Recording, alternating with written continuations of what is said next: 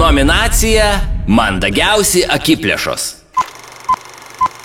Skiriama projektui Asilų takas už pievelių saugojimą ir asilų skaičiaus mažinimą. Nominacija Teisingiausias bytas.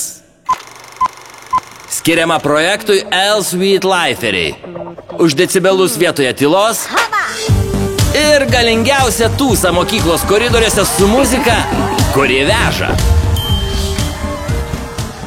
Nominacija Tvarkingiausias grafiti. Skiriama projektui Pakeiskime mokyklos sienas už niūrias mokyklos sienas, kurios pražydo spalvomis.